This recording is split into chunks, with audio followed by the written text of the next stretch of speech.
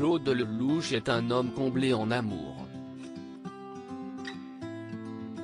Depuis 2006, le réalisateur, qui vient de signer son 50e film, partage sa vie avec la journaliste et romancière Valérie Perrin, rencontrée de façon étonnante. En effet, alors qu'il était interviewé par une journaliste, le cinéaste a reçu une lettre écrite par une fan de son travail. Si est-il vrai que mon ego a été très flatté car c'était une déclaration à mon cinéma, avait-il confié dans Vivement Dimanche il y a 2 ans, ajoutant « J'ai vu un style incroyable et je me suis dit, mais qui écrit aussi bien ? J'étais halluciné par le style ».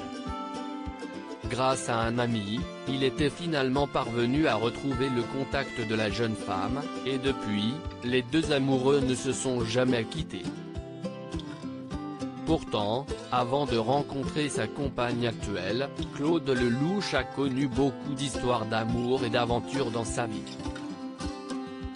Des relations qui ont également forgé son œuvre cinématographique, lui inspirant de nombreux récits.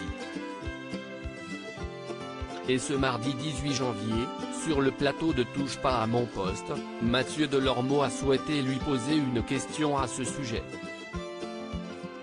Vous filmez l'amour comme personne, mais j'ai toujours l'impression que vous parlez d'amour multiple, comme si on allait en avoir plusieurs dans une vie. Vous ne croyez pas à la fidélité ?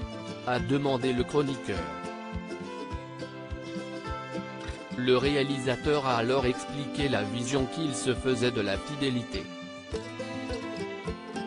Claude Lelouch, on peut avoir le droit à plusieurs histoires. L'amour si est-il la religion où il y a plus de pratiquants que de gens croyants. Et l'amour si est-il comme une drogue. Alors on peut avoir le droit à plusieurs histoires, mais à chaque fois il faut en prendre un peu plus.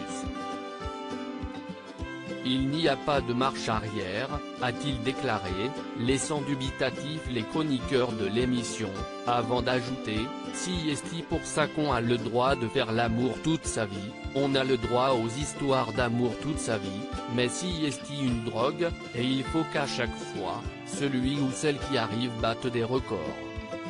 Et de conclure, à chaque fois on retombe en enfance donc on redécouvre les choses. On se met à apprécier le présent. Libre désormais à chacun de faire sa propre interprétation. Loading widget.